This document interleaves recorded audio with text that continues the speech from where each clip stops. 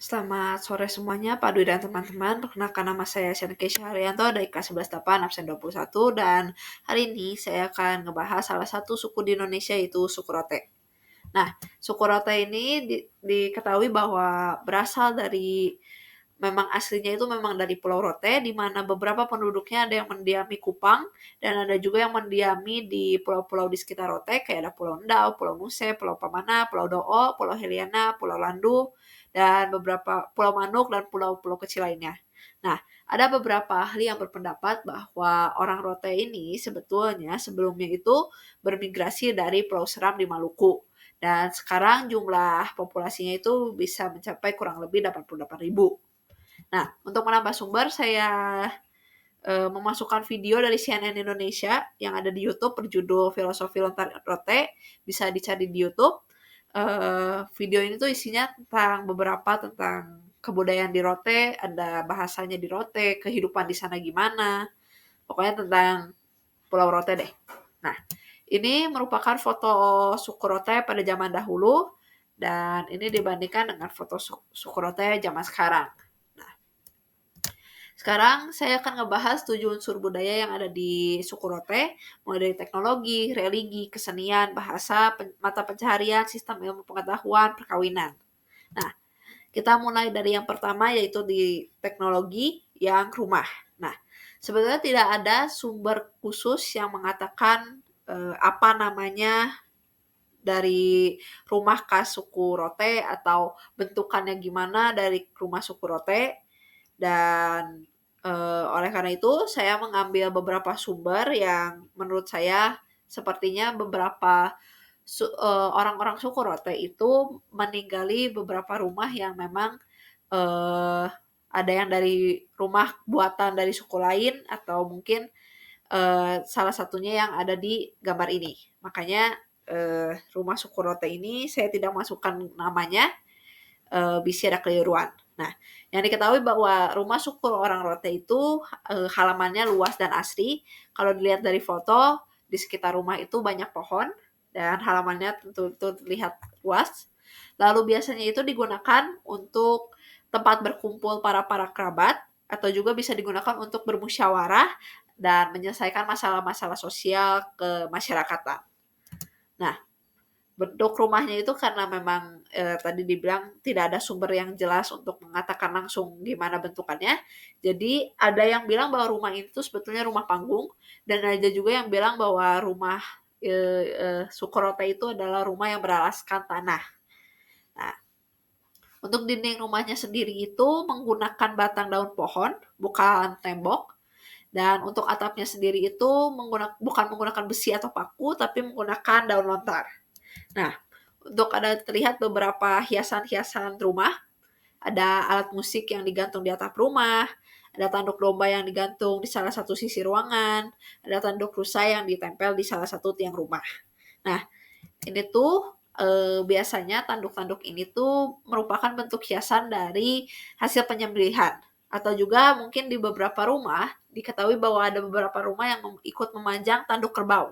Ada juga yang memajang taring babi, di mana itu tuh dapat disimbolkan atau dapat melambangkan simbol martabat keluarga penghuni rumah itu. Nah, lanjut kita bakal ke isinya. Sebetulnya karena itu eh, ini merupakan bagian dapur dari rumah adat suku Rote yang terletak di rumah dapurnya ini terletak di sisi bagian paling belakang rumah. Nah, kita akan lanjut ke makanan, di mana makanan khas dari suku Rote ini adalah daging sei. Nah, daging sei itu pada awalnya menggunakan daging rusa. Akan tetapi, daging rusa itu sekarang sudah langka dan apalagi dilindungi oleh pemerintah. Oleh karena itu, orang-orang Rote atau masyarakat NTT mengganti daging rusa menjadi daging babi atau enggak daging sapi. Nah, ini merupakan resep untuk membuat daging sei dan ada videonya, bisa dicek di YouTube. Nah, selanjutnya setelah kita ngebahas makanan, kita akan ngebahas masalah pakaian. Nah, pakaian itu namanya tenun ikat. Nah, tenun ikat itu tuh pada awalnya terbuat dari serat-serat pohon yang seiring dengan perkembangan zaman diganti menggunakan kain kapas. Di mana kapas-kapas ini tuh ditanam oleh masyarakat itu sendiri dengan memanfaatkan lahan yang ada. Nah, motif dari sarung tenun itu yang digunakan itu bisa bermacam-macam. Ada yang bentuknya hewan, ada yang bentuknya tumbuhan, di mana hewan dan tumbuhan ini memang berasal atau memang ada di daerah Nusa Tenggara Timur atau NTT. Nah, kita akan ke spesifiknya lagi, di mana topi yang dipakai oleh cowok ini namanya tilingga. Jadi tilingga ini kalau dilihat-lihat bentuknya tuh mirip seperti topi khas Meksiko. Di mana tilingga ini kemudian dijadikan sebagai pelambang sifat asli dari orang Rote itu yang dimana cenderung keras dan topi ini juga melambangkan simbol kepercayaan diri dan wibawa dari pemakainya. Nah, untuk yang cewek sendiri, aksesoris ceweknya ini dinamakan bola molik. Nah, bola molik itu dipakai di kepala dengan bentukannya bulan sabit, bisa dilihat. Nah, terus ada selempang, ada sarung, ada pendi, atau pendi itu ikat pinggang wanita yang terbuat dari perak atau emas. Lalu ada habas yang dikalungkan di leher. Nah, ini bentuk foto yang pakaian suku Rote zaman dulu dan foto suku Rote zaman sekarang. Nah, sebetulnya ada beberapa yang bilang bahwa untuk pria itu ada yang memang telanjang dada, namun ada juga beberapa yang memang sekarang menggunakan pakaian lagi. Nah, kita bakal lanjut ke yang 4 itu senjata. Nah, kita akan ngebahas tentang senjata melaut. Nah, ada trisula atau rama, ada parang panjang atau kelewang, ada sosoro, ada pukat, ada jaring. Nah, karena keterbatasan sumber, jadi untuk gambar itu minim ya. Nah, yang pertama tuh ada trisula atau rama, di mana trisula atau rama ini juga digunakan untuk bukan cuma khusus untuk suku Rote doang, ada di setiap daerah di NTT. Jadi rama atau trisula itu merupakan senjata melaut seperti trisula yang memiliki gagang dari kayu atau besi dengan panjang 1,5 sampai 2 meter, di mana ujung dari senjata melaut ini tuh menyerupai garpu yang tajam, yang atau juga kadang masyarakat suka memodifikasi menggunakan paku-paku yang berukuran besar. Nah, warga itu membuat senjata ini sendiri sehingga setiap rama itu berbeda bentuk. Ada yang ya sesuai tergantung dengan kreativitas dari warganya itu sendiri menggunakan, makanya tadi ada yang menggunakan paku atau ada yang menggunakan barang-barang lain, barang-barang tajam lainnya sehingga berbentuk seperti trisula. Nah, rama itu karena tadi dibilang bukan cuma digunakan oleh suku Rote doang, makanya ada memiliki beberapa nama sesuai dengan dialek daerahnya masing-masing. Nah, ini kalewang atau parang panjang. Itu terbuat dari besi berbentuk pipih dan memiliki sisi yang tajam, di mana ada 3 macam kalewang, ada yang pendek, sedang, sama besar. Yang pendek itu seperti golok tebas 3/4, yang sedang itu ya seperti golok pada umumnya, yang kalewang besar itu kalewang panjang, itu bisa panjangnya hingga 1,5 meter. Nah, kalewang ini tuh dilengkapi dengan sarung, di mana sarungnya ini tuh berfungsi untuk melindungi kalewangnya agar tidak melukai siapapun, apalagi ketika tidak lagi digunakan.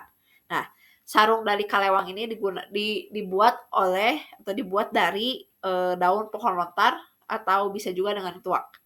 Nah, ini salah satu gambarnya. Tidak dari sumber itu tidak menyebutkan ini gambar senjata apa. Nah, kita akan ke sosoro namanya. Jadi sosoro ini tuh biasanya digunakan untuk menangkap ikan yang terjebak di bebatuan karang saat air laut surut. Biasanya itu digunakan oleh ibu-ibu rumah tangga yang pergi ke laut, di mana sosoro ini tuh terdiri dari 2 gagang kayu yang berukuran 1,2 meter dan terdapat jaring jenis tali kasur berdiameter 2 mm yang dikaitkan pada kedua gagang kayu dengan mengikat tali rafia.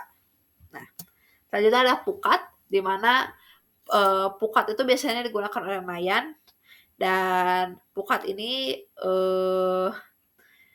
terbuat dari gagang bambu dengan panjang 1,5 sampai 1,7 meter dan terdapat 1 atau 2 buah paku yang ditancapkan ke bagian ujung kayu.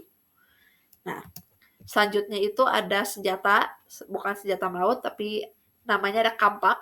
Ini bentukan kampak yang khusus dari suku Rote. Lalu ada ini namanya sundu dan klewang. Nah, kalau sundu itu bisa dibilang itu bentuknya kayak keris, sedangkan kalau klewang itu bentuknya kayak pedang. Nah, kita lanjut ke bagian teknologi yaitu yang wadah. Ada yang namanya loat. Nah, loat ini merupakan wadah untuk menaruh hasil dari buruan laut, di mana terbuat dari anyaman daun lontar dan bambu. Nah, loat itu dilengkapi dengan penutup wadah dan memiliki tali yang berfungsi untuk dikaitkan ke pinggang, jadi seperti kayak tas pinggang lah. Nah, jadi ketika nelayan dapat hasil laut, mereka akan menaruh hasil laut itu di loat ini.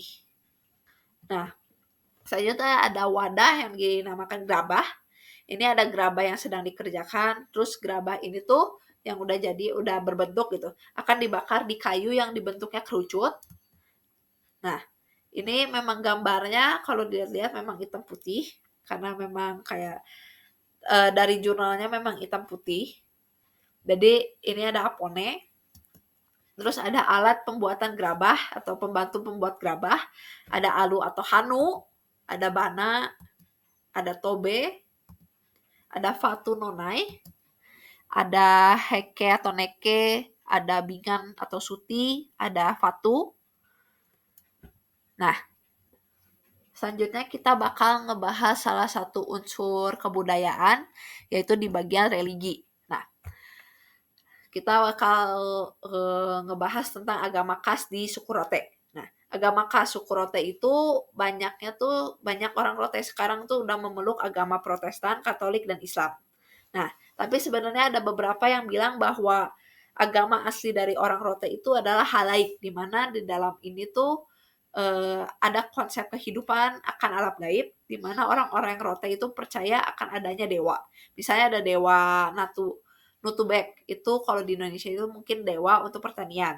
Terus ada dewa Nadedio, itu dewa pemberi kemakmuran. Nah, konsep ini tuh dikenal dengan apa yang disebut dengan mane tua lain, atau bisa juga dibilang lame tuak. Nah, konsep ini tuh sebagai suatu wujud yang tertinggi lah. Nah, untuk kepercayaannya sendiri, ada beberapa yang masih memiliki kepercayaan lama, yaitu mengenal adanya mengenal adanya sang pencipta yang disebut lama tuan atau lama tuak. Nah, manusia itu di kepercayaan ini, manusia memandang lama tuan ini sebagai manadu atau pencipta, mansula sebagai pengatur atau penyelenggara, lalu ada manfe sebagai pemberi berkah. Nah, ketiga wujud lama tuan itu merupakan simbol dengan sebuah tiang bercabang tidak yang diletakkan di dalam rumah di sebelah kanan pintu masuk, dan dimana segala sesuatu dalam kehidupan mereka akan dikaitkan pada sistem kepercayaan ini. Nah, selanjutnya kita bakal ngebahas tentang upacara adat, di mana upacara adat itu ada salah satunya ada Songgo Kamba, di mana Songgo Kamba ini itu bertujuan untuk menjaga dan melestarikan budaya lokal hasil peninggalan leluhur yang syarat dan dengan terdapat pesan-pesan moralnya. Nah, Songgo Kamba itu merupakan ritual memohon perlindungan dan kekuatan serta kesehatan kepada arwah-arwah leluhur agar mereka dan hewan peliharaan mereka serta alat-alat yang digunakan pada saat mengolah sawah terhindar dari gangguan malapetaka. Nah, ritual itu biasanya dilakukan pada hari tertentu agar pesannya itu mengandung nilai kehidupan yang dapat dipahami dan dimaknai dengan baik oleh warga. Nah, hal ini tuh kenapa sih dilakukan di hari-hari tertentu? Karena menjamin untuk kepatuhan warga masyarakat tepat. Jadi agar masyarakat setempat itu patut dan mengingat loh, kayak ini tradisi gitu loh. Nah, ini sebetulnya ada videonya, bisa dicari di YouTube. Lalu ada ini kita bakal ngebahas upacara kematiannya, di mana ini merupakan rangkaian dari upacara adat kematian suku Rote. Jadi yang pertama tuh ada rangkaian yang pertama adalah KP namanya.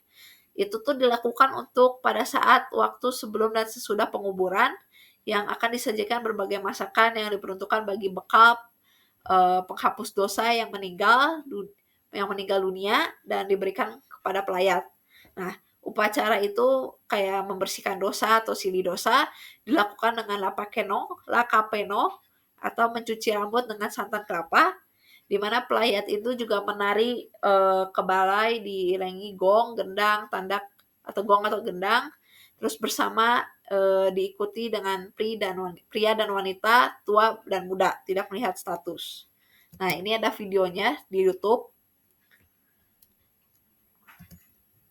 Nah, di salah satu dari video ini tuh ada yang namanya tarik balai. Nah, tarik ke balai ini dilakukan secara massal tanpa memandang status sosial dan agama, dan proses pelaksanaannya itu dengan membentuk lingkaran, bergandengan tangan, terus kemudian diikuti gerakan kaki dan tangan secara kolektif mengikuti ritme syair. Nah, kalau dilihat ini memang lagi pegangan tangan, lalu berbentuk lingkaran. Terus tarik ke balai ini tuh sebetulnya kata kebalanya itu merupakan dari bahasa Kupang, di mana kalau misalnya dalam bahasa Rote itu istilahnya ada kebak, ada ea, ada kaule. Nah, kegiatan tarik kebalai ini tuh terbagi jadi dua jenis. Ada pertama kebalai bersifat ritual. Jadi sebenarnya kebalai ini bisa digunakan untuk dua jenis ya. Yang pertama ada ritual, biasanya digunakan upacara-upacara adat kayak upacara kematian, upacara pembuatan rumah, terus ada upacara hus atau holy dan lainnya. Nah, untuk yang kedua, setelah tadi lakape, ada mokbiga. Nah, mokbiga ini akan dipimpin oleh ibu ataupun saudara lakinya yang bertujuan untuk memisahkan arwah orang yang meninggal dan yang masih hidup. Dilakukan sesudah jenazah dikebumikan, di mana sang ibu itu akan membawa sebotol gula air atau tuan asu, seekor hewan kurban, sayur daun, kelor di bawah pimpinan Manesonggo, didoakan mantranya, terus selesai itu keluarga bakal makan bersama di dalam satu nyiru dan minum bersama tuan asu dari botol yang tadi. Nah, selanjutnya ada tulna latek faha kapal langak, di mana itu adat kebiasaannya itu memadatkan kuburan dengan menyembelih kerbau, biasanya pelayat bubar sesudah kubur dipadatkan tanahnya. Nah, hewan-hewannya ada juga yang dibunuh tuh ada hewan kecil kayak kambing sama domba dari keluarga yang berduka dan dibagi kepada pelayat sebagai rasa terima kasih, atau dalam bahasa rotenya itu tive kopalates, di mana para lakinya juga akan menyusun batu di tepi kuburan. Nah, ini rangkaian yang terakhir ada namanya Natu Buku Balek, di mana posisinya itu Manesonggo atau ya kayak ketuanya itu akan minta kesediaan bertemu dengan arwah dan memohon agar arwah tidak boleh lagi mengganggu lagi keluarga yang masih hidup. Biasanya diadakan sehari semalam atau beberapa hari lamanya. Jamnya tepatnya jam 12 malam. Tanda akhir kedukaan itu akan dinyatakan dengan Manesonggo pada sore harinya. Ada acara tambahan yang penting yaitu buku bakek, semacam pembayaran hutang. Para pelayat dan keluarga itu bakal menyumbang uang atau apa saja selain uang sebagai tanda balasan atau tanda balasan dari jasa-jasa saudara mereka yang sudah meninggal. Nah, setelah ngebahas religi, kita bakal ngebahas kesenian. Nah, kesenian itu kita bakal mulai dari alat musik yang kita tahu bahwa alat musik khas NTT, khas Papua itu adalah sasando, di mana suku Rote juga alat khasnya itu sasando. Sasando itu merupakan alat musik tradisional yang berasal dari tanah Rote NTT, di mana orang-orang Rote biasanya menyebutnya sasandu, yang berarti alat bergetar atau berbunyi, di mana alat musik dawa ini dimainkan dengan cara dipetik oleh jemari tangan. Nah, selain ada sasando, ada gong rote yang namanya meko, lalu ada yang namanya tambur atau bisa juga dibilang labu. Nah, jenis meko itu ada 3. Dari 3 itu ada namanya lagi. Jadi ada meko inak, dari meko inak tuh ada namanya ina makamu, ina laladan, ina tataik. Terus ada yang meko ngasak atau Meko Ngasa, itu tergantung, ada Ngasa Laik atau lain atau Ngasa Daek. Nah, Meko Ana atau anak, itu Ana Leko, Ana Paseli, Ana Laik, ada Ana Doedean. Nah, bisa diibaratkan sebetulnya Meko Ina atau Inak itu kayak gong ibu. Terus Ngasak atau Ngasa itu gong ayah, sedangkan Meko Anak sesuai dengan namanya itu anak. Sedang Leko yang Meko Leko itu Ana Leko, itu anak sulung, anak Paseli itu anak kedua, anak Laik itu anak ketiga, anak Doedeon, Doodean maksudnya, itu anak bungsu. Nah, setelah alat musik kita bakal ngebahas masalah tari. Nah, tari ini tuh cukup beragam sebetulnya di Pulau Rote. Ada yang pertama tarian Teorenda dan lagu Teorenda. Nah, ini sebetulnya ada video YouTube-nya, bisa dicari di YouTube juga. Jadi tarian ini dinyanyikan untuk menyambut para tamu atau pembesar yang berkunjung sebagai wujud nyata bahwa rakyat masyarakat itu menyambut para tamu dengan senang hati atau sukacita. Nah, lagu yang dinyanyikan itu penuh semangat dan sukacita ketika hasil panen yang berlimpah itu telah dibawa. Jadi sebetulnya tarian ini tuh ada lagu dan tarian ini tuh bisa digunakan di berbagai, ada yang tadi nyambut tamu, ada yang buat hasil panen gitu. Dan tarian ini tuh bakal ditarikan untuk biasanya untuk menyambut kayak tamu, pejabat gitu kan. Terus ada yang juga kayak beberapa kegiatan sukacita. Tadi yang bilang kan apa sempat di-mention bahwa buat panen. Terus ada beberapa lagi kayak misalnya kegiatan-kegiatan sukacita di kalangan masyarakat yang dilakukan secara berkelompok ataupun massal. Nah, lagu Teorenda sendiri itu biasanya dinyanyikan oleh para pecinta musik sasandu atau sasando tadi dengan syair yang menggambarkan wujud ucapan syukur kepada Tuhan Yang Maha Esa Pengasih dan para leluhur atas hasil panen yang mereka peroleh. Jadi tarian ini tuh untuk sukacita lah pokoknya. Nah, selanjutnya ada yang kedua, ada tarian Kakak Musuh. Nah, ini adalah videonya juga sebetulnya. Bisa dicari di YouTube. Tarian Kakak Musuh atau bisa juga dikenal tuh tarian perang ya.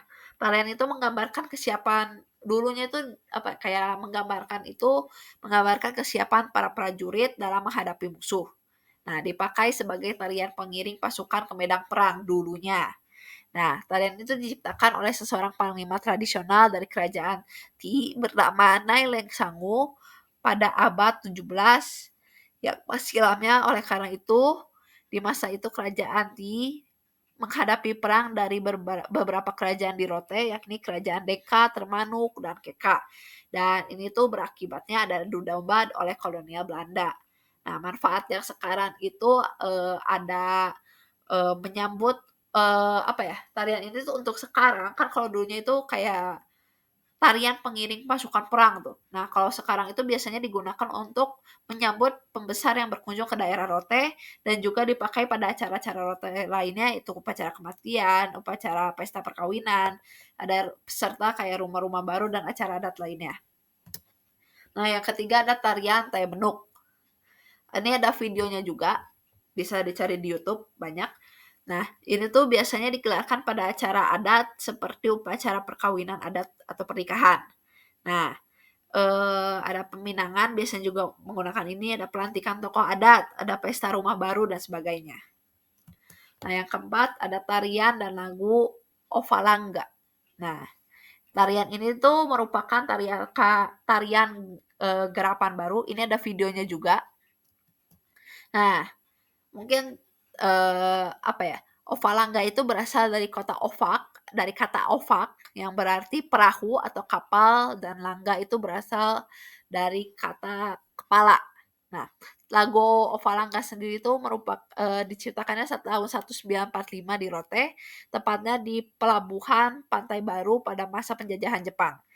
Nah, ketika itu tuh mereka baru berkumpul di pelabuhan Pantai Baru yang mau menanti kapal atau perahu yang akan membawa mereka ke Kupang. Nah, karena meninggalkan itu pasti ada kesedihan di mana ya kayak merantau kan. Jadi para laki-laki itu bakal kayak sedih dan karena kan harus ninggalin istri dan anak-anak saudaranya yang bakal mereka tinggalkan di kampung halaman, sedangkan mereka sendiri kayak merantau. Makanya itu kalau dilihat ada beberapa kalimat kayak ya bisa dibaca itu mai vali mai val dan seterusnya, dan itu tuh artinya mari pulang pulang gitu. Nah, tari ini tuh diiringi oleh alat musik sasando dan gong serta nyanyian yang dilakukan oleh para penari.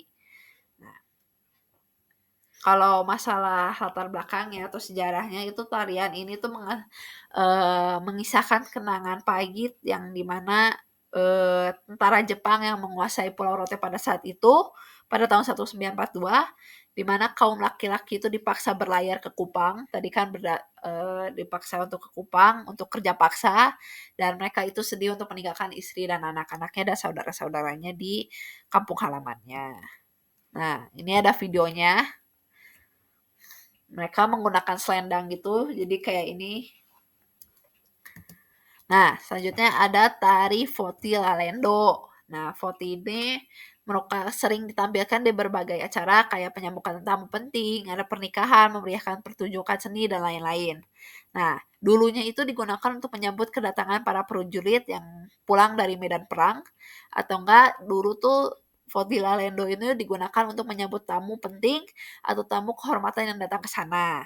Nah, tarian ini menggambarkan rasa sukacita dan gembira dalam menyambut kedatangan tamu yang diiringinya. Biasanya itu ditampilkannya tuh oleh para penari wanita berbusana cantik menggunakan kain selimut sebagai atribut menarinya. Biasanya juga terdapat penari pria yang menari dengan gerakan tari Voti yang khas dan unik. Nah, selanjutnya selain sesudah tarian kita bakal ngebahas cerita rakyat. Jadi ini ada video cerita rakyat di YouTube, bisa dicari. Judul cerita rakyat itu Babala Oli, di mana Babala Oli ini sebetulnya menceritakan tentang pada zaman dulu tuh ada raja yang dimana memutuskan untuk sendiri saja, tapi rakyatnya mendesak agar punya istri, akhirnya punya istri dan punya anak, satu-satunya cewek, dimana ceweknya ini, anak perempuannya ini harus merelakan dirinya untuk merelakan diri secara ikhlas untuk demi kemakmuran rakyat Rote di sana lah. Bisa ditonton lengkapnya di YouTube. Nah, selanjutnya ada batikas. Berarti batikas kalau dilihat dari pakaian udah sering ya. Ini batikasnya bentuknya kayak gini. Nah, selanjutnya setelah kesenian kita bakal ngebahas masalah bahasa. Nah, bahasa suku Rote itu termasuk rumpun bahasa Austronesia dari Melayu, Polinesia, Barat Selatan yang terbagi ke dalam beberapa dialek. Nah, bahasa Rote itu termasuk rumpun beberapa dialek kayak ada Unale, Ti, Termanu, Ringo, Rengka, Baa, Bilba, Kolbavo, Dela, Lolek, Keka, Diu, Lelenuk, Talae, Lalandu. Banyak ya. Nah, ada beberapa ahli lain yang berpendapat bahwa bahasa mereka itu digolongkan menjadi dialek Rote Barat Daya, Rote Barat Laut, Loba Lain, Rote Tengah, Rote Timur, dan Pantai Baru. Jadi terdapat beberapa ahli yang berpendapat mengenai bahasa Rote lah. Nah, falsafah hidup sosial kemasyarakat orang Rote itu adalah lolenai, dedean yang berarti semua yang baik, yang indah dapat diperoleh melalui pembicaraan apabila dipercakapkan. Nah, menurut Fox pada tahun 1986 itu dia membagi bahasa Rote menjadi 18 dialek sesuai dengan jumlah nusak yang ada. Namun dalam penelitian lapangan terakhir ke-18 dialek itu dari segi bahasa dapat dikelompokkan menjadi 4 dialek besar, yaitu Rote Timur, Rote Tengah, Rote Barat Laut, Rote Barat Daya. Nah, dalam sejumlah kata terdapat perbedaan fonetis sebagai varietas dialek, yaitu ada gugus konsonan. Nah, pokoknya ini tuh banyak ahli yang berpendapat tentang bahasa dari Rote. Nah, ini ada contoh-contoh bahasa-bahasa Rote. Ini mengenai sumbernya tuh menurut Fox 1986 ya. Ada Ngatni, Ova, ya ini dari rote barat laut, rote barat daya, rote tengah, rote timur, beda-beda. Ini juga ada beberapa kata-katanya kayak mita, mata, ya ada tulu itu tolong menolong. Terus ini ada contoh kayak apa ya, vokal depannya apa, vokal belakangnya apa, vokal tengahnya apa gitu. Kayak mungkin kalau di Inggris mah kayak subject, verb gitu-gitu. Ada ina, hori, musa, musi. Ini ada bibinya, ada ananya, dan lain-lain. Dan ini tuh ada yang kayak ngebahas nomina-nomina. Nah, jadi masih banyak percakapan kosakata yang dimiliki oleh suku Rote. Itu tuh yang foto-foto ini baru cuman sebagian doang, nggak mungkin saya masukin semuanya. Dan yang ini gambar Babalaoli, yang tadi sebetulnya Babalaoli itu merupakan yang tadi ini cerita rakyat yang ini. Jadi Babalaoli ini termasuk salah satu yang apa ya, yang dijadikan teks. Tadi saya udah cerita sedikit mengenai Babalaoli ini, di mana ada kata-katanya, saya rela melayang seperti daun dan hancur seperti telur ayam terbijak kaki. Nah, itu yang tadi di mana posisi si putri satu-satunya ini rela untuk mengabdikan dirinya untuk para masyarakat di sana. Nah, ini sebetulnya ada video dari suku Rote, salah satu suku yang ditakuti. Ya mungkin judulnya terdengar sedikit menakutkan ya. Tapi saya ngambil dari video ini tuh sebetulnya dia ngebahas tentang sisi apa ya, kayak yang ditakuti dari NTT gitu, kayak ada beberapa upacara yang itu bisa ditonton juga, dan di awal video itu ditunjukkan gimana mereka cara nyanyinya, ada cara bahasanya, bisa dicek di YouTube ini. Nah, setelah ngomongin bahasa, kita bakal ngomongin masalah mata pencarian. Nah, mata pencarian utama di suku Rote itu bercocok tanam di ladang dengan tanaman seperti jagung, padi ladang, dan ubi kayu. Di mana tanah yang memiliki pengairan dibuat menjadi sawah atau sawah tak ada hujan. Jadi tanah-tanah yang ada airnya itu bakal dimanfaatkan oleh suku-suku Rote, orang-orang suku Rote untuk sawah. Nah, selain itu tadi banyak itu ada juga yang mereka yang bekerja sebagai nilai lontar, ada juga yang berternak, ada kerbau, sapi, kuda, dan ayam. Nah, ada juga untuk para kaum wanita di suku Rote, mereka pandai menenun, terus ada pakai kain-kain motif tradisional, menganyam, barang dari pandan, pengrajin rotan, dan sebagainya. Nah, kita bakal ngebahas sistem kekerabatannya, di mana ya ini beda lagi temanya dari mata pencarian ya. Nah, sistem kekerabatannya itu ada keluarga inti, mendiami, di mana keluarga ini akan mendiami sebuah rumah yang biasanya didirikan sekitar rumah di pihak laki-laki. Nah, secara kekerabatan mereka itu tergabung dalam klan-klan yang disebut Ngileo. Jadi di masyarakat suku Rote ini masih mengenal namanya klan-klan yang bisa disebut Ngi atau Leo. Leo atau Leo. Nah, di mana gabungan ini beberapa keluarga luas membentuk klan-klan kecil. Dari gabungan klan-klan kecil akan membentuk klan besar yaitu Leo. Jadi Leo itu adalah klan kecil dan Leo itu klan besar. Nah, setiap Leo itu patrilienal neal, di mana dipimpin akan seorang laki-laki senior yang disebut Manek atau Maneleo. Itu typo Maneleo harusnya. Kesatuan tempat tinggal itu yang mereka sebut Ngolok terletak di dataran yang cukup subur dan dekat dengan sumber air minum. Setiap kampung dipimpin oleh seorang kepala yang mereka sebut Tumukung dan dibantu oleh beberapa orang tokoh yang disebut Manaholo, Manek, dan Vetor. Nah, ini ada beberapa contoh panggilan-panggilan yang dari suku Rote.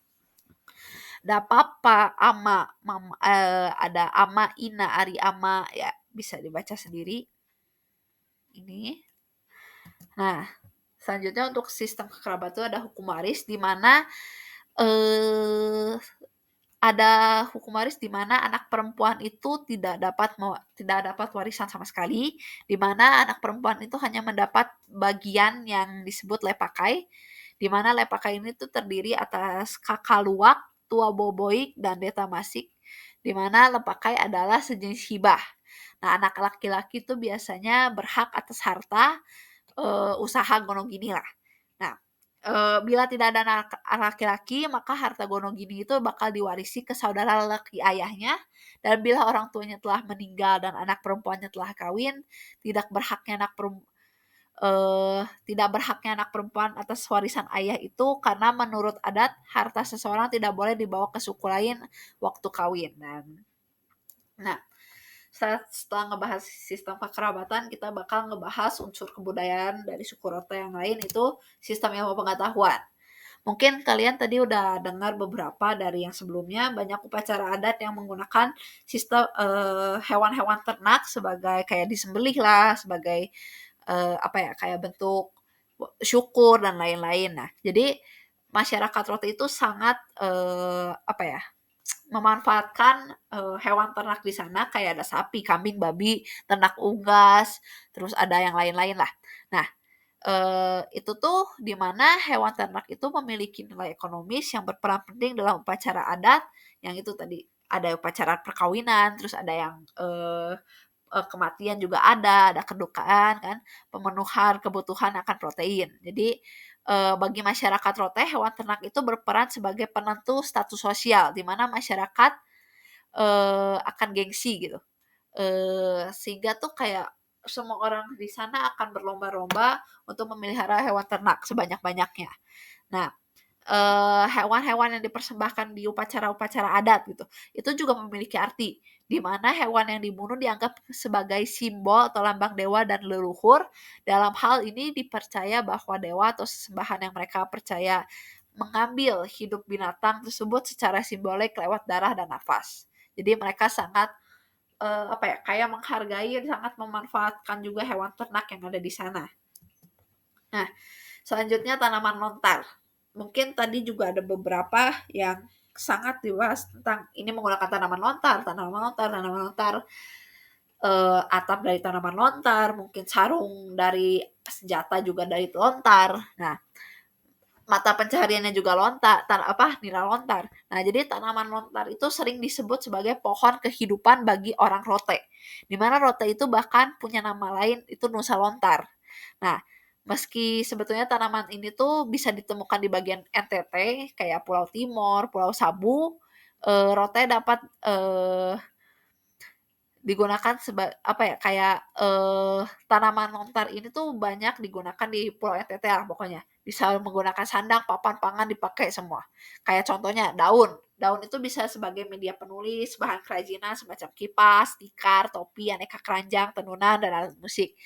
Banyak yang tadi cewek-cewek, banyak yang menggunakan para wanita di sana pada bekerjanya sebagai penenun. Nah, ini ada yang menggunakan tanaman lontar juga. Ada juga tangkai dan pelepah pohon atau kayu. Itu bisa bahan bangunan, membangun perkakas, bahan kerajinan, terus ada karangan bunganya itu bisa di tongkol bunganya betinanya dapat disadap untuk menghasilkan nira atau legen. Nah, nira dapat diminum langsung sebagai legen atau nira, dapat pula dimasak menjadi gula atau difermentasi menjadi tuak. Terus topi teliga yang tadi yang sebagai pakaian khasnya itu terbuatnya juga dari daun lontar. Makanya tadi saya bilang di awal bisa dipakai papan, sandang pangan.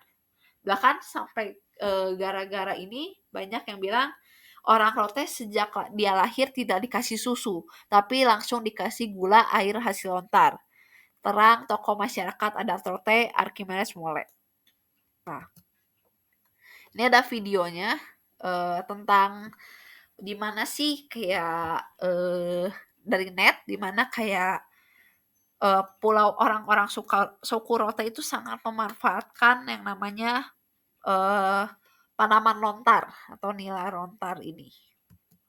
Nah, selanjutnya ke yang terakhir, kita akan ngebahas tentang perkawinan. Ini ada videonya sebetulnya. Bisa cari di YouTube, di mana para orang tua itu akan menasihati anak lelakinya untuk memilih wanita yang menurut laki-laki dan keluarganya ini pantas sebagai istri di kemudian hari. Dan ini tuh ada ungkapannya, idufula tanga bunak, domata paupida pila. Ya, harusnya ada dialognya ya.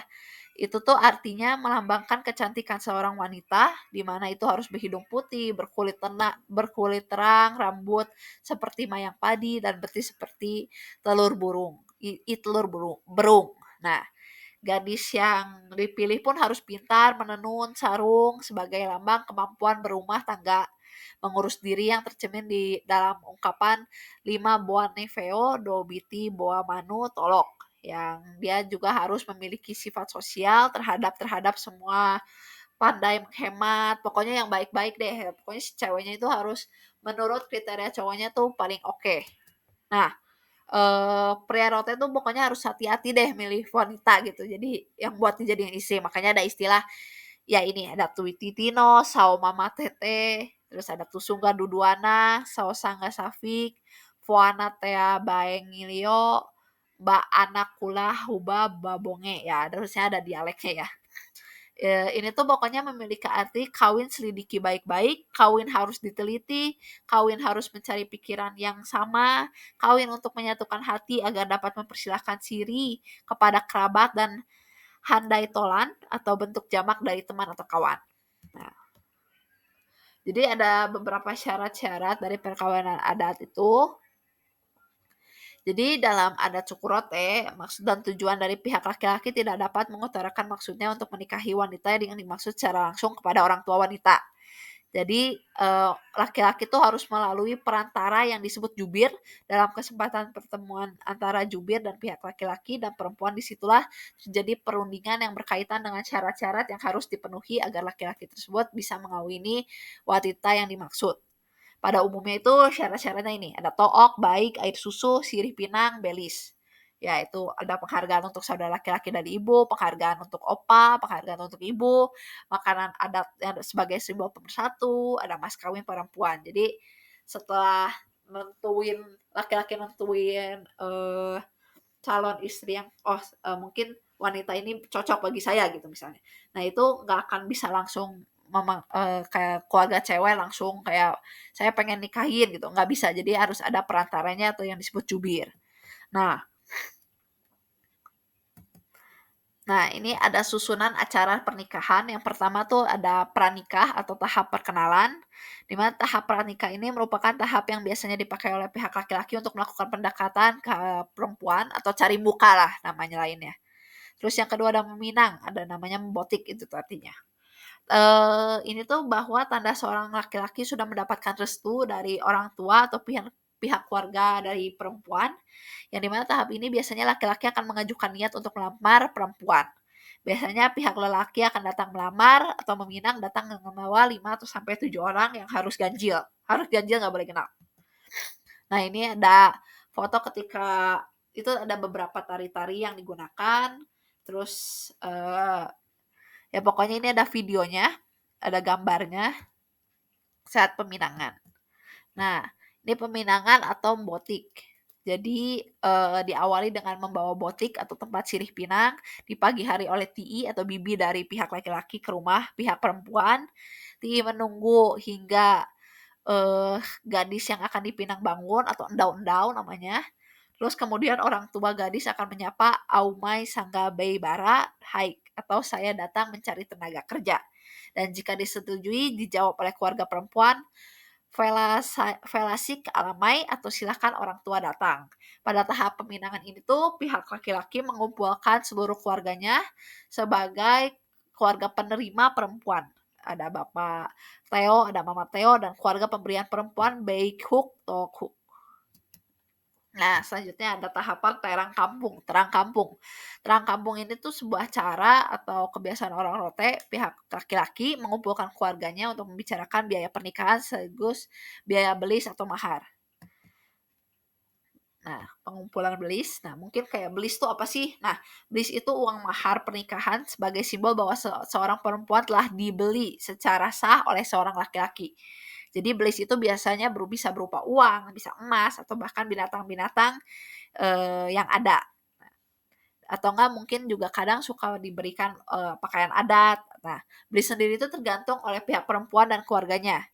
Jadi kayak mungkin, tergantung status, tergantung kepintaran dan lain-lain, dan pokoknya itu hasil setujuan dari pihak keluarga perempuannya. Nah, ketika tahap pengumpulan belis atau tubuh belis ini, seluruh keluarga tuh sudah sepakat dengan syarat dari keluarga perempuan dan bersedia untuk pergi membayar belis ke rumah perempuannya dan kemudian akan membicarakan tentang pernikahannya. Nah, ini ada beberapa. Jika seorang laki tidak mampu membayar belis, maka ia dapat tinggal dengan keluarga perempuan dan bekerja untuk keluarga perempuan dalam jangka waktu tertentu. Bisa sampai 10 tahun ataupun lebih, tergantung. Nah, jika dia sudah bekerja cukup lama dan keluarga perempuan mengizinkannya untuk tinggal sendiri dengan keluarga, ya maka itu berarti belisnya sudah lunas. Karena sewaktu-waktu itu laki-laki itu tinggal dengan keluarga perempuan, itu dihitung-hitung dia sudah melunasi hutang belisnya. Nah, tetapi ada juga beberapa keluarga yang dimana tidak keberatan dengan namanya belis. Jadi ketika sang laki-laki tidak mampu bayar belis, ya sudah gitu. Ada juga bahkan keluarga yang tidak mau meminta belis sama sekali. Nah, biasanya tuh setelah menikah keluarga perempuan akan mengantarkan anaknya ke rumah suaminya dan tentunya dengan balasan dari belis tersebut atau yang biasa dikenal dengan istilah antara hewan, pakaian adat, peralatan rumah tangga. Nah, pihak yang menerima belis itu cuma boleh dua, ayah atau saudara laki-laki dari perempuan, atau saudara laki-laki dari ibu. Nah, untuk pakaian adatnya sendiri, itu biasanya pakai pakaian adat dari suku Rote. Nah, setelah ngebahas tadi 7 unsur budaya dari suku Rote, sebetulnya ada beberapa poin yang saya point out di mana karena suku di Indonesia itu tercatat bahkan ada 1.340 suku bangsa dan di mana salah satunya suku Rote, menurut saya dari suku Rote ini sebetulnya sudah unik. Eee, Jarang sebetulnya banyak orang tuh taunya Pulau Rote, "Oh ya saya tahu Pulau Rote," tapi nggak tahu bahwa Pulau Rote aja punya suku lebih dari satu, termasuk suku Rote mungkin mereka nggak tahu gitu. Bahkan beberapa banyak yang menyampaikan apakah suku Rote itu sama dengan Pulau Rote? Yang jawabannya kan betul tidak. Nah, dari awal ketika saya milih topik ini, saya nyadar satu hal bahwa suku Rote ini kurang sumber informasi di mana entah di Google, entah di YouTube, atau bahkan di GPT sekalipun itu udah masih kurang banyak yang sumber-sumber mengatakan tuh banyak yang tercampur dengan suku-suku lain. Misalnya ada rumah ini. Sebetulnya kalau dicari rumah ini, misalnya spesifik rumah A gitu. Rumah A bakal dicari itu kalau dicari lebih lanjut itu misalnya terbuatnya tuh sebetulnya bukan dari suku Orotenya langsung, tapi ada yang dari suku mana gitu. Jadi mmm, karena minimnya informasi banyak yang menyamakan juga jadi ketika nyari keyword suku Rote, itu bakal keluar informasi tentang Pulau Rote. Jadi bakal kecampur sama suku-suku lain dan menurut saya sebetulnya suku Rote ini harusnya diperdalam lagi karena sebetulnya unik. Karena kalau dilihat-lihat eh banyak yang dari masyarakatnya juga memanfaatkan yang di sekitarnya sangat-sangat dimanfaatkan. Kayak tadi dari tanaman lontar, dari hewan peliharaan, hewan ternaknya gitu, kayak bekerja sama ketika ada upacara kematian kan, bekerja sama ketika bekerja sama kayak gandeng tangan tanpa lihat status, tanpa lihat gender. Karena sebetulnya itu kayak sifat-sifat Bhinneka Tunggal Ika di mana saling menghargai gitu kan, membantu satu sama lain. Terus itu kan poin-poin positif yang sebetulnya harus dipelajari, dikembangkan, selalu dilakukan di Indonesia oleh seluruh masyarakat Indonesia, kayak ngebantu sekitar gitu. Jadi sebetulnya suku Rote ini tuh sebetulnya suku yang menarik yang harus diulik lebih lagi oleh siapapun gitu kan. Bukan cuma Pulau Rotenya aja tapi suku-suku di Pulau Rote karena yaitu Indonesia sendiri aja sukunya banyak, kebudayaannya banyak gitu kan. Tadi 7 unsur budaya, kalau 7 unsur budaya dari tiap budaya juga tiap suku juga beda gitu kan. Jadi menurut saya harus diulik lagi gitu dan untuk suku Rotenya banyak hal-hal positif yang bisa diambil.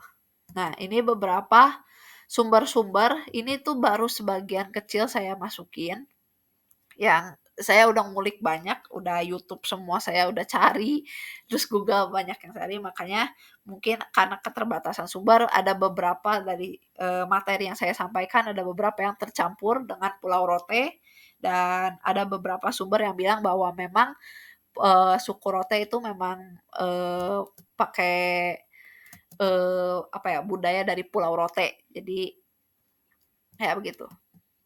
Nah, sekian presentasi penjelasan mengenai suku Rote yang bisa saya sampaikan.